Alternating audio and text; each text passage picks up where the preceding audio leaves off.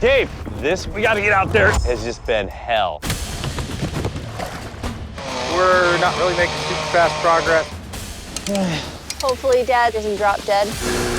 We need to get home as soon as we can. Dad! No! It's back to Alaska, and this time, the stakes are personal. The land here is trying to kill you all the time. That's what makes it fun. With family legacies on the line, At this point, if a fire started here, we would pretty much lose everything.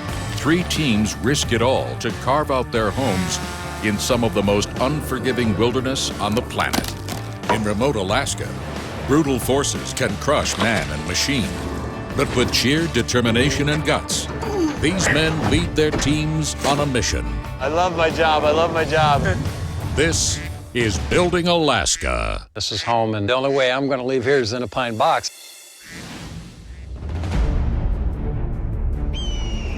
Alaska, dazzling in its design, tremendous in scope, perilous by nature. When you say Mother Nature, people think of weather. In Alaska, it's not just weather. It can be a volcano popping off. It can be an earthquake, you name it. And pretty much Alaska has just about all of it. If it's not the weather, it's the cliffs, it's the unexpected. Being this remote is life-threatening. The smallest little accident can prove fatal, but never thought about leaving for more than 2 seconds. It's a theme all 3 of our extreme builders share. After all, if it were easy, anyone could do it. Many men have given up their wives for Alaska.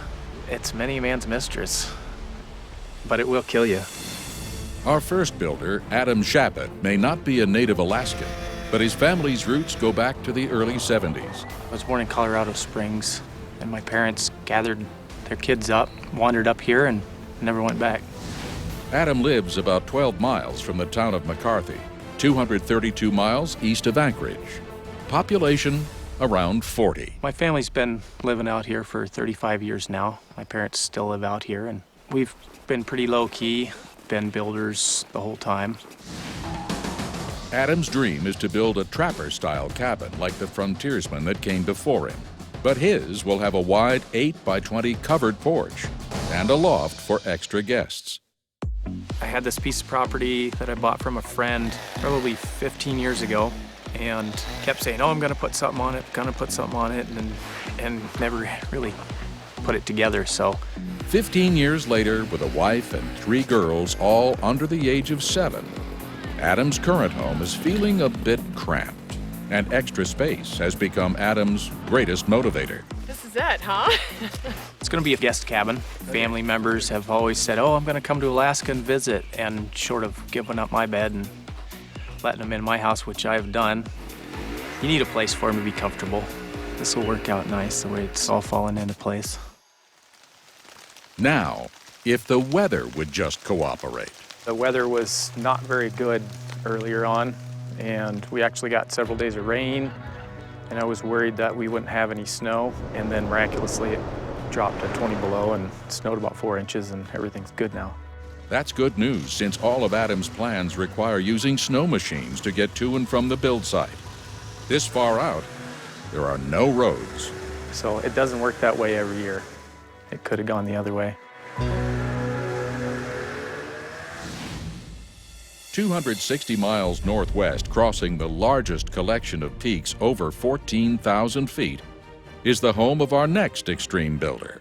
Right now we're in south central Alaska. We're 40 miles northwest of Anchorage. We're at the north base of Mount Susitna. We're 40 miles from the nearest road, so that's our neighborhood. After retiring from the Army as a logistical engineer, Mike moved with his young family from his base in Florida and settled into his new life here. It was the first of many risks he took to live in this remote foreign land. Coming to Eagle Song, the kids, when we first came out here, we said, just think of it as a great camping trip. And they took that and ran with it. So in reality, even now, it's a 22-year-long camping trip for us.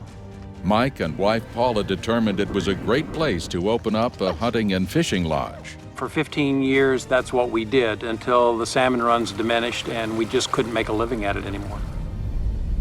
So in true Alaskan style, he and his family found a way to survive. We shut down the lodge operation and we started clearing land and we started raising peonies for the international flower market.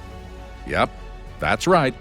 He started a flower farm in the coldest state of the Union. Peonies in Alaska, we get that quizzical look and confused, and it's a brand new industry. In reality, all you need is the microclimate for the peonies to grow and air transportation to get them out, and you can do what I'm doing almost anywhere. And business is booming. Mike's vision is a 16 by 24, 384 square foot D-log cabin that will sleep up to 4 guests.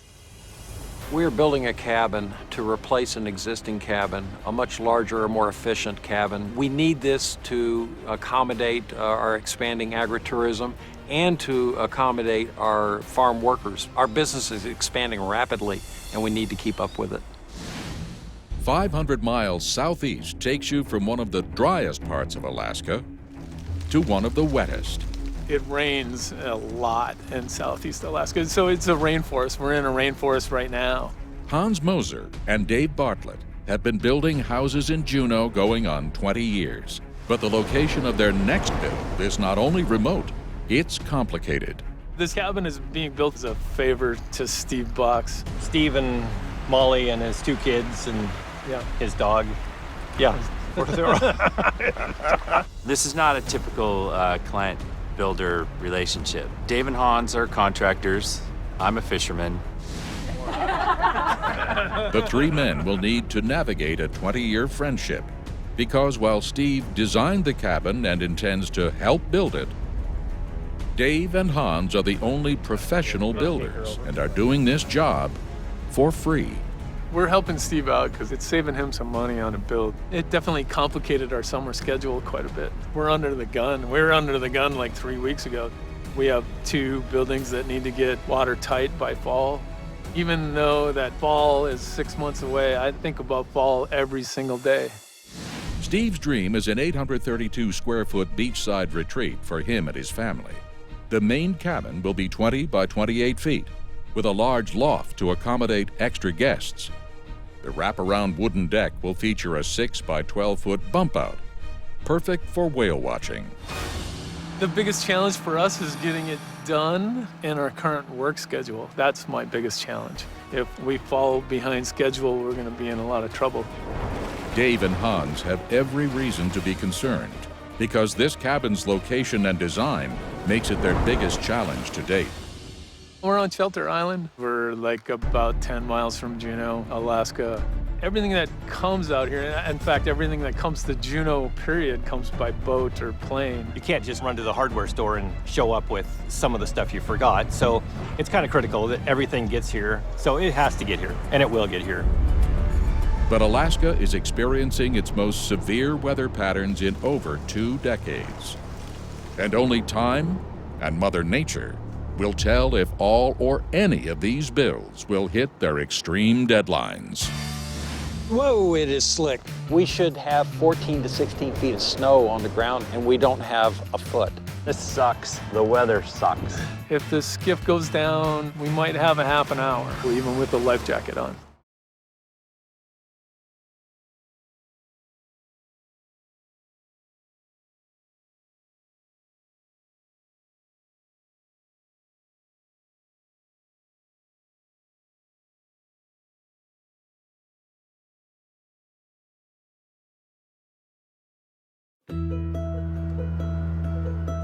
All right, what are we gonna do here? Let's figure out our load. Whoa, it is slick. Don't go slipping on me. And that's our problem. 80 miles outside of Anchorage at Deshka Landing, Mike Williams and his daughter Megan need to get over 3,000 pounds of building supplies back to their family farm 46 miles away.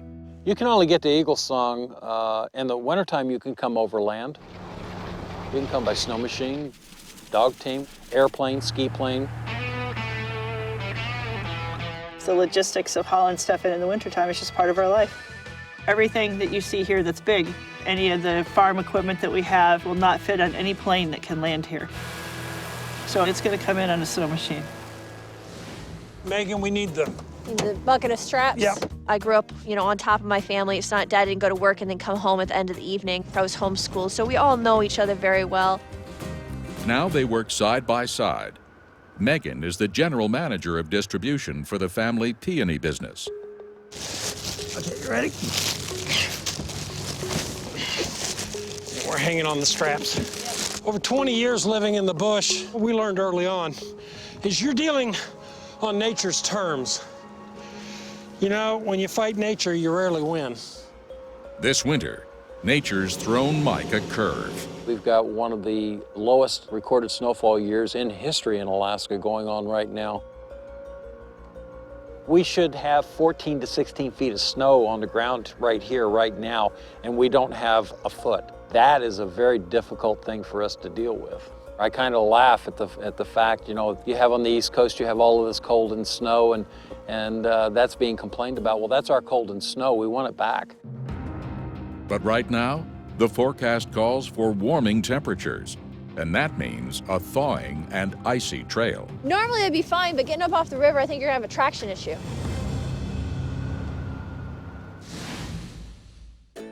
"590 miles southeast.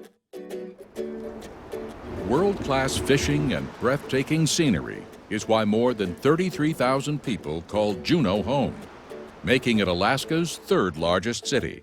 Look at the curves on that thing. Oh. Look at that. That's just beautiful.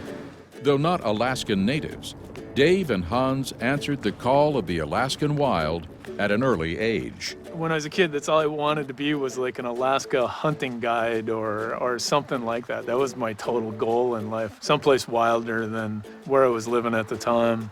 I grew up in the desert in Las Vegas. I always wanted to live in a place that had trees and it rained, but I could never imagine that you could have this much rain. If you don't like the rain and if you don't like clouds, you probably shouldn't live here. As if on cue, rain clouds open up as Dave, Hans, and their client Steve arrive for their first day of work on Steve's family cabin. What do you think? This sucks. The weather sucks. The waves on the water is never something to take lightly, ever, around here.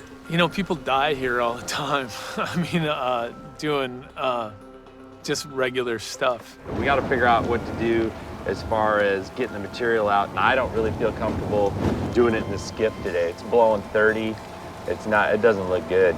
We basically pack everything that we need for the cabin in a small skiff and then basically drive it out here. The build site is just 10 miles away, but with 6-foot waves and a 20-foot aluminum boat, it may as well be 100. There are no docks on Shelter Island. The skiff can get on and off the rocky beach without getting stuck, so it's the way you got to do it. A skiff is ideal for locations without a dock because it can get close to the shore without bottoming out. However, its lightweight frame makes it dangerous in high seas. If we try to make it out there in the skiff, we'd roll over, which would be horrible. If the skiff goes down, we might have in half an hour, and that's it. And so if we don't get to shore in a half an hour, we're in serious trouble even with a life jacket on. So you're not gonna just sit out in this water and bob around for a day like you hear those stories all the time. People don't last that long. So Steve's skiff is not enough. If they're going to salvage the day, they need to come up with another option, and fast. If we can get out there at all, we gotta get some work done. I mean, we just gotta. The worst scenario, of course, is being swept under the ice, and if that happens, you're done. If we're rocking around too much, just be this violent crashing of the boats together.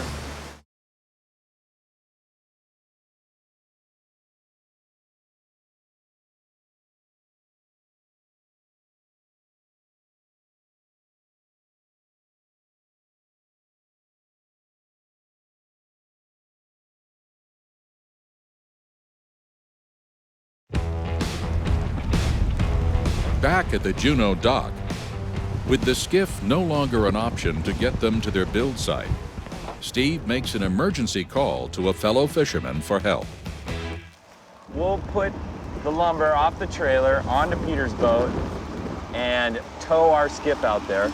and then see if we can get the lumber from Peters into the skiff to the beach. The plan is to use Peter's commercial fishing boat to transport them and their skiff to Shelter Island, and then transfer the lumber there. Peter has a 37-foot crab fishing vessel. We run around in weather like this all the time in that size boat, so it's a way safer way to go. This is when having a commercial fisherman as a client is a huge advantage. I've been fishing since I was 13, and so that's all I've really done. You'll get to know things about fishermen in general. They have this kind of gotta go kind of thing going on all the time. Yeah. I think we should try it. I think we should at least go look. If we can get out there at all, we got to get some work done. We are on a tight schedule this spring for a number of different reasons. I have to start fishing in June, and Dave and Hans have multiple jobs going right now. We've got a tight schedule, and we're gonna have to stick with it. Let's get this stuff on the boat and see if we can get out there. All right, let's give it a shot. With more than 7,000 pounds of lumber loaded onto Peter Ord's boat, a new danger becomes evident to Captain Peter. When we get about halfway there and we're starting to roll too much, I'd be concerned if the load shifted, you could possibly cause a rollover. But surprisingly, a rollover isn't Peter's biggest concern. Our biggest concern is transferring to the smaller boat. Take that. As if we're rocking around too much, there'll just be this violent crashing of the boats together. Make sure it doesn't go over the end of that motor. Flip the line over the motor. You got it, Hans?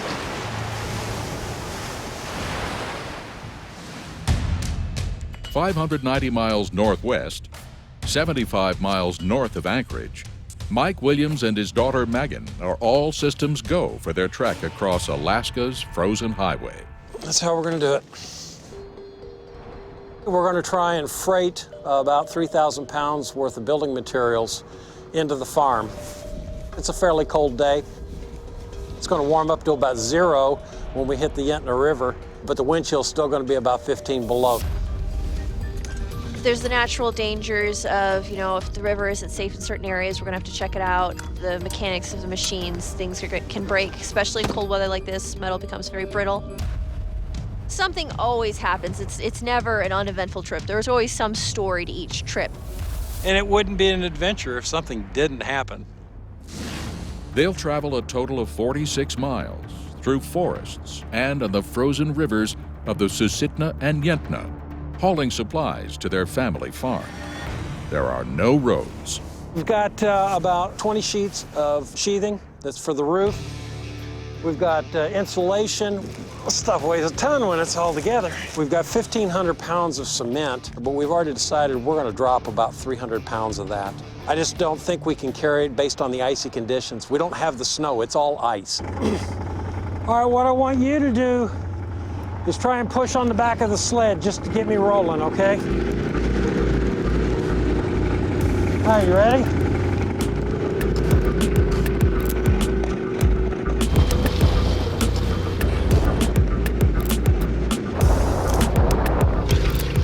A little more than halfway into their 4-hour journey, Mike and Megan are forced to stop.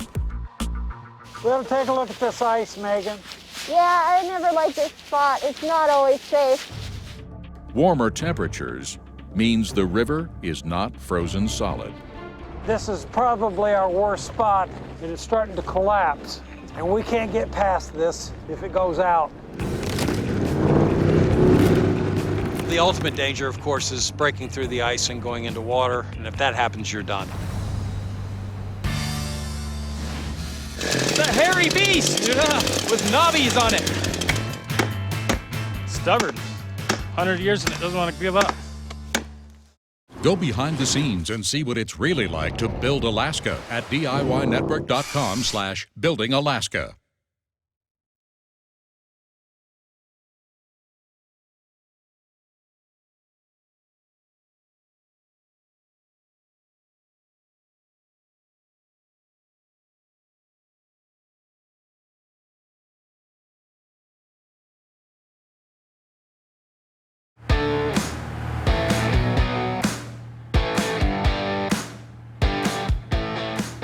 I've been a resident of Alaska for, I should know this on my hunting license, but since 1979.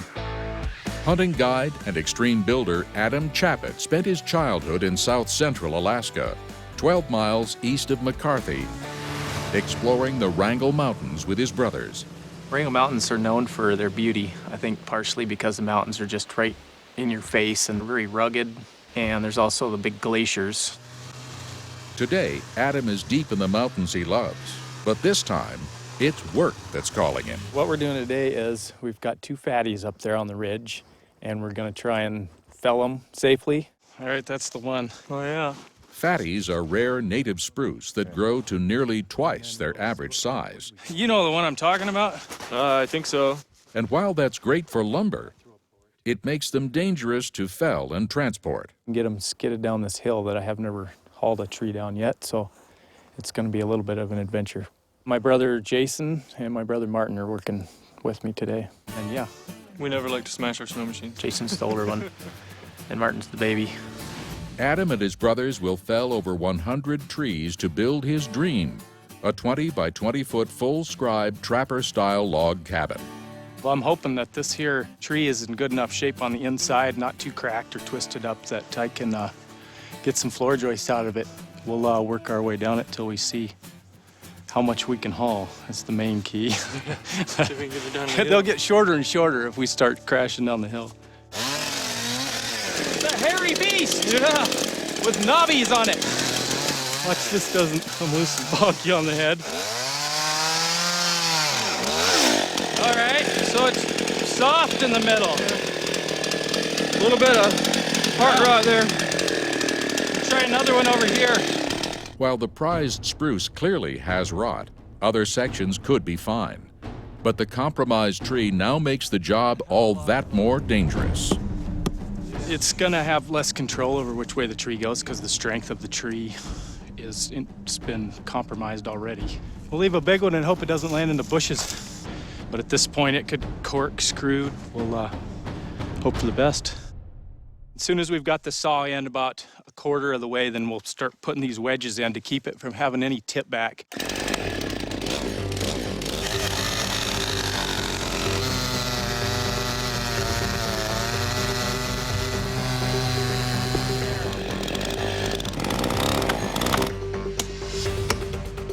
Yeah, put them in there. Stubborn. 100 years and it doesn't want to give up. There she goes.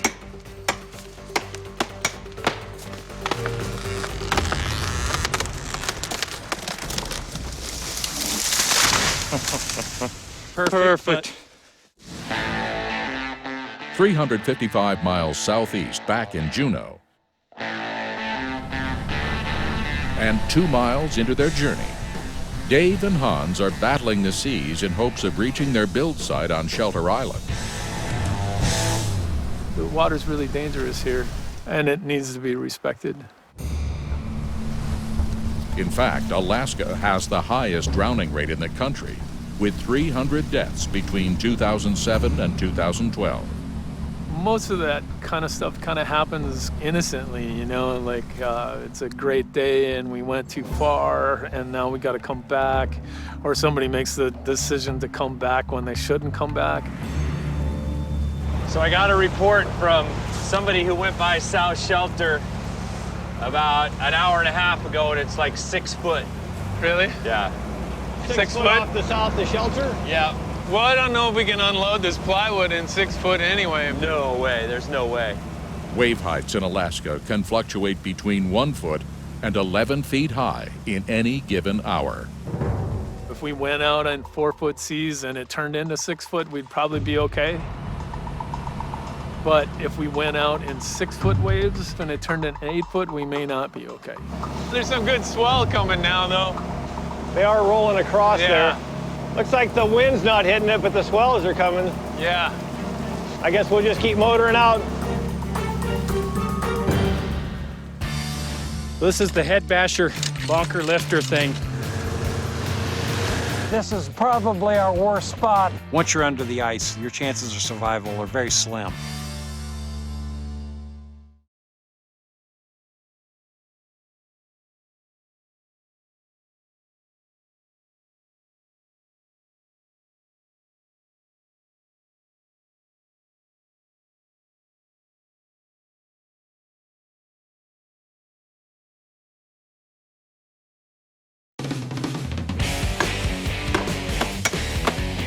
With the 20-foot white spruce fatty safely on the ground,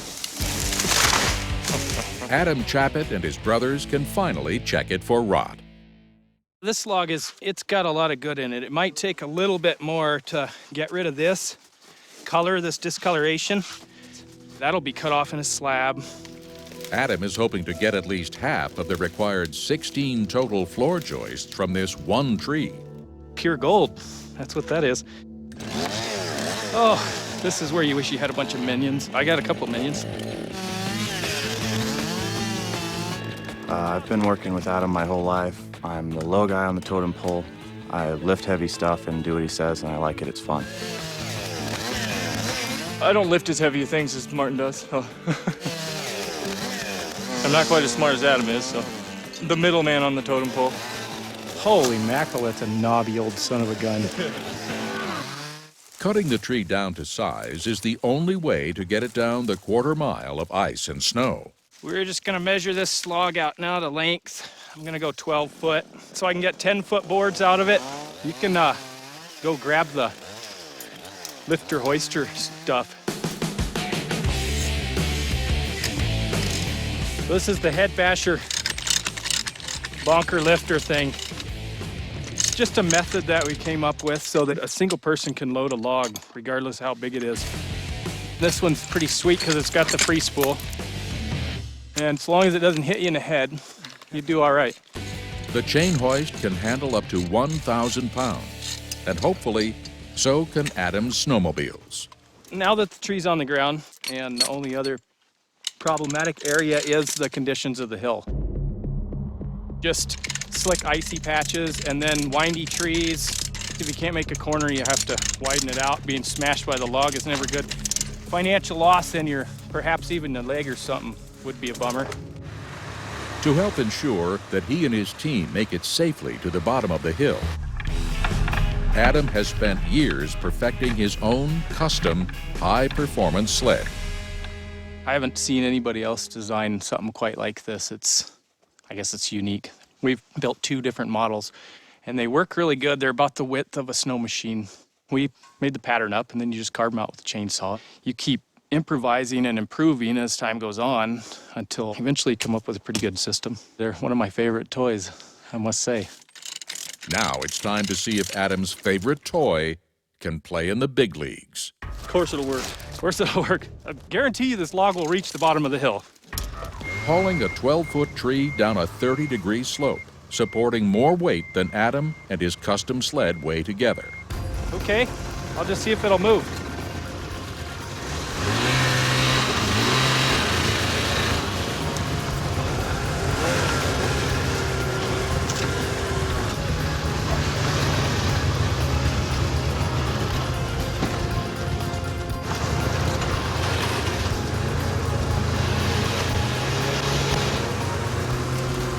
That was awesome. That was better than expected. It coasted right on through there. 1 log down, 99 to go. Approximately 260 miles west, somewhere along the semi-frozen Yentna River, Oh, this wind's bitter. Mike and his daughter Megan are at a standstill. The temperature right now is probably 5 degrees Fahrenheit, 5 above, but the wind chill is somewhere probably about 10 below zero right now. This is probably our worst spot. This is a flowing area that is frozen up. Last week it rained, put a lot of water in the river, the ice floated up, and now it's come back down and it's starting to collapse. And we can't get past this if it goes out. Ooh, it's getting narrow. Yeah, it's getting real narrow. So what we're doing now is looking for the weak spots, whether we feel it's safe enough. Mike and Megan faced trouble at this spot before. You know, this is where it broke through, remember, a couple of years ago? Yeah, I remember. I almost fell in open water and drowned. I've broken through the ice before, and I've had my freight sled drop through the ice. And getting a sled out of a hole can be a days-long job. It may have taken Mike a day to get his sled out of a hole in the ice, but if he fell through, The 32-degree water would cause him to go into shock immediately. In 15 minutes, arteries narrow and collapse and could cause heart failure. If you break through, it's fast flowing. You're not going to be able to touch the bottom. Once you're under the ice, your chances of survival are very slim. And then that is when it's important, to have the right person with you. It's not really safe to be snow machining alone. Make sure if something goes wrong, something breaks, there's another pair of hands. If somebody get hurt, there's always good to have someone else there just in case. We've got a couple thousand pounds of freight sleds going here, so we've got to make sure we can get across this. I'm going to go first. You stay back until I'm through. Okay. When you get to that spot right here, you keep moving up until you're up on that rise, okay? We're running up against the end of the season. We don't have any choice at this point. We kind of have to force our way through this. Make sure you give me enough room to get up on there so I don't have to hit you. Because I'm not stopping that whole section. We're not going to go through the ice again. Not this time. There's only a 1-foot margin on either side of their snowmobiles before the ice becomes too thin to support them and their loads. Come on, Dad, keep moving. With a running start, Mike makes his attempt. Right there. You're gonna want to gun it. Go. Then it's Megan's turn. Make sure you give me enough room. Yes! The ice fracture is safely behind them, but the biggest danger still lies ahead. If you ask me where I'm concerned about today, it's going to be coming off of the Yentna River. We've got to climb a bank. It's a very narrow slot that we come through with high bluffs on either side. There are no alternatives. We have to get up this particular spot. You can't take a carpenter on a boat, can you? Should have brought a surfboard. It's frustrating. Obviously, we've been out for quite a while now. We want to get home.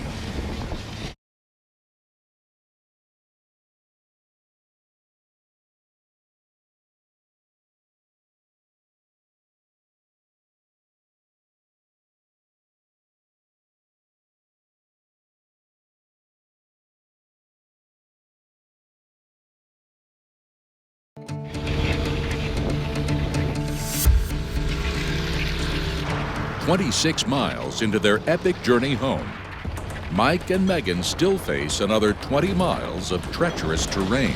We made it across the ice, but as it starts to warm up, those connections will start to break. But they're not out of the woods or off the river yet. Well, dangerous, what is the dangerous part? I mean, everything's potentially dangerous. What we've got now is we've got about 3 miles and we're going to get off the Yentna River, and then we're going to be overland from that point on. The rivers and lakes are opening and closing, thawing and freezing, thanks to Alaska's record warm temperatures that are threatening Mike's build.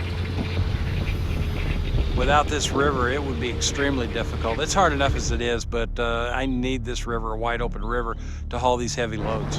What's at stake is I have no alternatives, or expensive alternatives. After breakup, we'll have to use airplanes, and that's going to get rather expensive. Take an example, that this cement I'm hauling today, 1,200 pounds of cement, that's maybe $150 worth of goods, and it's going to cost me $500, $600, $700 to move that, where today I can do it for about $20. For my own budget, we need to get this done as quickly as possible because there may not be tomorrow. The conditions could fall apart on us overnight. Every time Mike and Megan have to stop to check the conditions, it slows them down.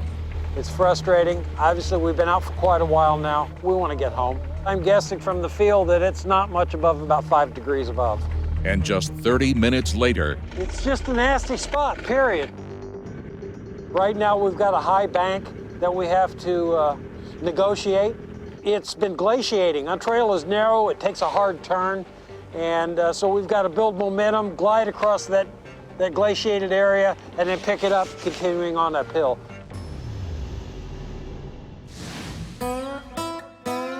"590 miles southeast. Odd wind, Dave. No, I know. I can't see it. When building on an island, Mother Nature determines if it's a work day. From here, it doesn't look that bad, but I don't know. It looks like we can get out there. It's looking pretty good. You know, it looked pretty good for a couple carpenters. Yeah. We have to talk to the old salties inside. I feel pretty confident when Steve is behind the wheel. He does it for a living. He knows the weather. If he makes the call that it's too rough, we're turning around. We don't second guess him on that. But so far, even with over 70 years combined experience, these old salties are unsure. This looks like about, what, 3 foot right here? Yeah. If it gets a foot or two more than this, we'll have to turn up. The question is it going to be too rough to unload? It's not going to get worse. But is that beach going to let us get the job done? With no dock, even a 4-foot wave could sabotage their entire day. We can't just pull up to a dock and walk up the dock.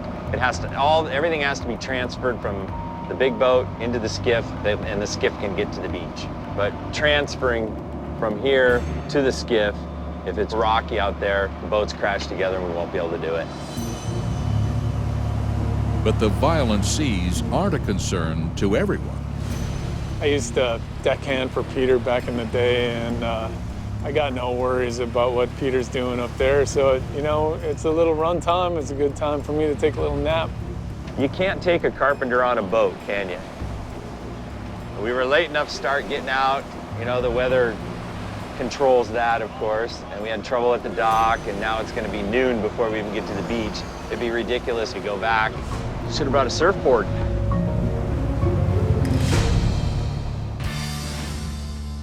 I need to get on ground where I can get traction. I do this sort of thing more out of labor of love than necessarily a fun weekend. You all right?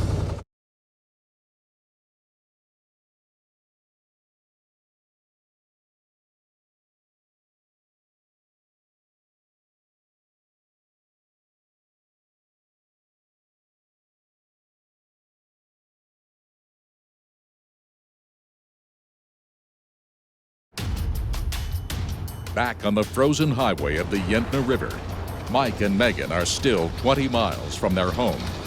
All that stands between them and a warm bed is 100 yards of sheer ice.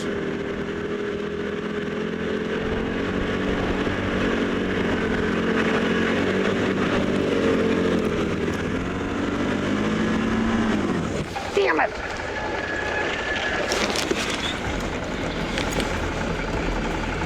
I couldn't get enough speed to get up. I was almost there. That is what happens. Once I lost my speed, all my weight's taking me back down. So, now we have to come up with a plan. We could unhook one of the sleds and hook 2 machines together and try and pull it up. Whether we have to winch the sled up the hill or we have to unload part of it. Sometimes we can just unhook the machine, move it a few feet forward, and put what I call a snatch strap onto the sled and the machine and try and jerk it up. Sometimes we have to take half the load off, haul that load up to the top of the hill, unload it, come back, get the other half, bring that back up, consolidate it again. First thing we're going to try is let me see if I can get myself unhooked. I'm going to take this strap off, use it for a snatch. We'll hook on, see if I can get far enough up there to jerk this up. I need to get on ground where I can get traction. That's my problem. What happened? I got right to here. I just lost momentum. It wasn't enough to carry me through. Megan knows what's going on. She's experienced all of the difficulties. She knows how to tackle each one of the issues that we may come across. And more importantly, she knows how to be safe. All right, Megan. Yep. Put on the throttle. I do this sort of thing more out of labor of love than necessarily a fun weekend. Some kids had chores taking out the trash. This was my chores is you know, doing runs with my dad on the snow machine, bringing in supplies for the family. No. I said easy. Come on. We're dealing with very, very icy conditions right now. Totally unusual. We shouldn't see these conditions for another 3 to 4 weeks. And it makes hauling difficult. If you can't walk on it, it's tough to snow machine on it. So it's as simple as that. You all right? You okay? Yeah. All right. You sure? It's gonna be a breeze tomorrow, but. All right, just get on your butt and slide back down. With Mike's machine safely detached from his sled, All right, you're out of the way, Megan. the snatch strap is their last shot at getting home before nightfall. All right, Megan, I'm gonna try again.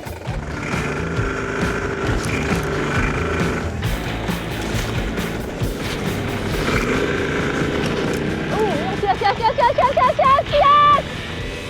Yes! No!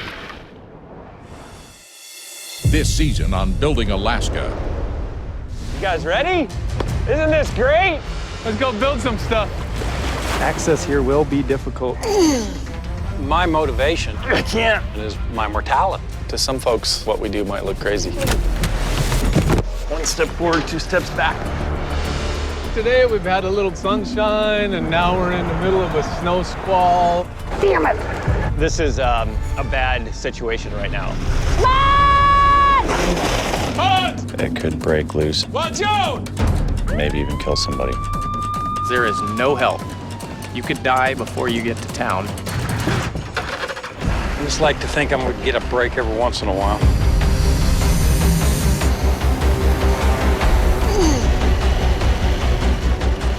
We won't get off the island. And if that skiff goes away. The forest fires are an issue right now. 9 new fires started yesterday. I'm beginning to wonder if this build was a good idea.